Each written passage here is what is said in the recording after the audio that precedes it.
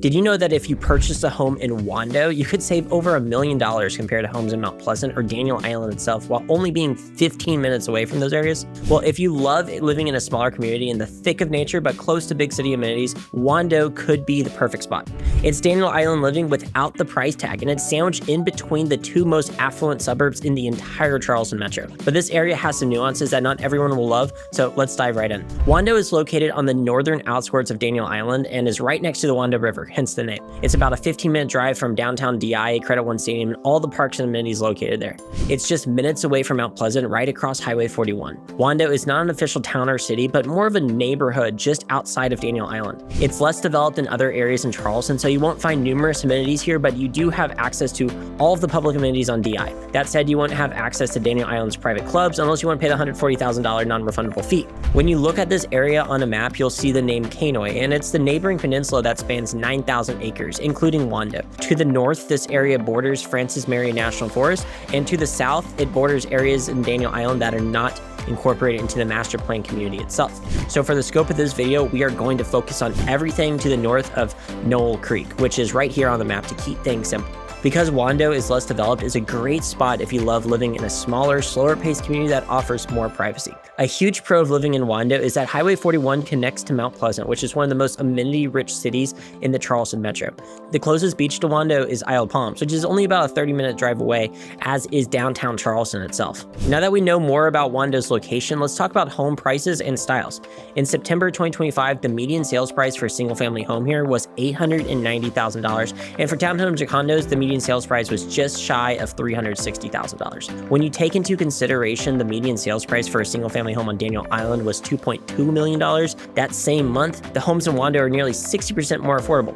But for single-family homes, $890,000 is still a lot to pay for the average home buyer and well above the median sales price of Charleston, which is only $425,000. But keep in mind, these are median sales prices, so half of the homes that sold here went for less, and there's always deals to be had. Shifting gears a little bit, let's talk about home styles. Because they are more affordable than the homes found on Daniel Island, they tend to be smaller and don't have as many luxury finishes. You'll mostly find newer construction homes with low country and coastal elements, but you can also find older homes that were built before the 2000s if you don't love that style of newer construction homes. For homes that are below the median sales price, most have a simple but modern look that mimics homes found in other newer construction areas like Somerville or Goose Creek. No bells and whistles, just a standard house. For homes closer to and above the median sales price, most are going to be 2 stories and feature that high-end coastal aesthetic with the double porches. They also have some of the best interior design trends with open concepts and modern bathrooms and kitchens. The home exteriors replicate newer construction homes found in areas like Carolina Park and Mount Pleasant. And we also have quite a few waterfront homes on the Wando River with square footage averaging more than 3,000 square feet. So if you're looking for a waterfront home in a smaller community but close to big city amenities, Wando is a great place to start looking. Now let's talk about something that's really important in Wando, and that's taxes. Wando is this really weird area in that it's in Berkeley County, but portions of it are actually incorporated into the city of Charleston, similar to Daniel Island, which makes it the only part of Charleston that extends into a county other than Charleston County. Most of Wando is located in unincorporated Berkeley County, but taxes here can vary from one house to the next. It's vitally important because one home may be under Berkeley County jurisdiction, but the house right across the street is incorporated into the city of Charleston, which has additional municipal taxes. So let's take, for instance, the median sales price for a home in the Wando area at $890,000 and compare property taxes for a primary residence at that 4% rate. If the home is located within the city of Charleston tax district, your yearly property bill is going to be around $5,600. If your home is located in Berkeley County, you'd only have to pay around $3,400, which is about a $2,000 difference.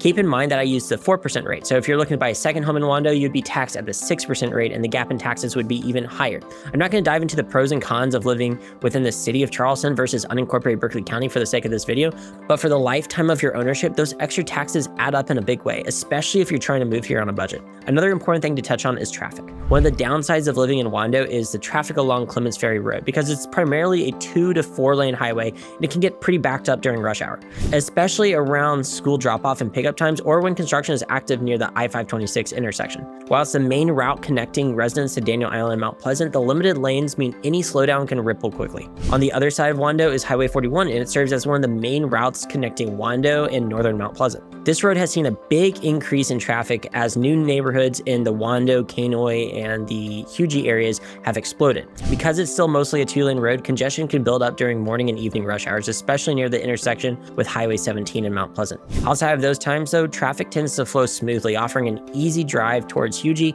or the quieter parts of Berkeley County. Living in a smaller community outside of major towns is going to have some downsides, but for people who value nature with more privacy, the traffic is worth the trouble. One huge benefit of living in Wando is that it's zoned for Daniel Island schools, and they are highly rated in the metro. At the time I made this video, Philip Simmons Elementary was ranked the 3rd best school in Berkeley County, the middle school was ranked number 4, and the high school is ranked the number 2 high school in Berkeley County, according to niche.com. Another benefit of being located in Berkeley County is that you can pick any school through the expanded choice option. So if you don't love the schools here, you will have plenty of options. And if you're interested in private school options for your kids, Bishop England High School is right down the road and is highly rated as well. Mount Pleasant also has some great Montessori and private schools, so it really just comes down to your personal preference. School rankings change every year, so make sure you use niche.com or greatschools.org to double check school rankings. Shifting gears a little bit, let's talk about amenities and things to do around Wando. It's a haven for outdoor activities, so for those of you who love boating, fishing, kayaking, or paddleboarding, there are plenty of ways to get out on the water. This part of the Wando River is calmer because it's further north and it's sandwiched in between 2 large landmasses, making it easier for kayaking and paddleboarding. If you have a boat, as you go south down the river, it starts to widen, gets deeper, and becomes more reactive with coastal weather. So if a storm blows in, the waves can get pretty large. But when the weather is nice out, you can take it all the way down to Charleston Harbor, Shim Creek, and even the Intercoastal Waterway. On the other side of Daniel Island is the Cooper River, and it has multiple marshes to explore as well. You can spend all day on a boat and not get bored. And one of the biggest draws of living here is that you're only 20 minutes away from Francis Marion National Forest. It's 258,000 acres of protected forest and features over 90 miles of hiking trails. There are multiple campgrounds, ponds, creeks, and some rivers that are going to allow freshwater fishing. There are also designated hunting areas for deer, turkey, and waterfowl when they're in season. So it's great for people who want to escape the city and experience nature within a short drive of your home. Keep in mind that Daniel Island is only a 10-minute drive away. I know I keep emphasizing this, but it's definitely the most important aspect of this area. For instance, you're just minutes away from Credit One Stadium, which is one of the most unique features in the entire metro. It hosts the Credit One Charleston Open for tennis, but large music artists like Elton John, Stick Figure, Luke Bryan, and Glass Animals have all played here recently. The main shopping district for downtown DEI has some great boutique stores, bars, and restaurants as well. When you live in Wando, you also get your own Publix grocery store, so no need to travel more than a few minutes to pick up groceries. Another huge pro of living in Wando is that it's close to Mount Pleasant, which has some of the best shopping districts in Charleston. Mount Pleasant Town Center is arguably one of the most popular in Charleston. On top of that, you're close to Shim Creek Park and the Boardwalk, Alhambra Hall, Mount Pleasant Memorial Waterfront Park, Patriots Park, and Wando River Park. Think about it, you are only about a half-hour drive from one of the best national forests in South Carolina, a half hour from the beach, and 2 of the most affluent and amenity-rich areas in Charleston are less than 10 minutes away. And you get to experience all of this without paying the hefty prices that Daniel Island or Mount Pleasant commands. That's tough to beat. So Wando is one of the lesser-known hidden gems in the Charleston metro where you get to experience Daniel Island living, but at nearly a third of the price. You might not have access to all of DI's private club amenities, but being close to Francis Marion National Park, Mount Pleasant, and Daniel Island itself means that you have countless things to do outdoors and big city amenities when you want them. As one of the top real estate teams here in Charleston, we want to earn your business and be your resource for all things real estate. If you have any questions about Wando or any other city in the Charleston metro, our contact info is always in the video description down below.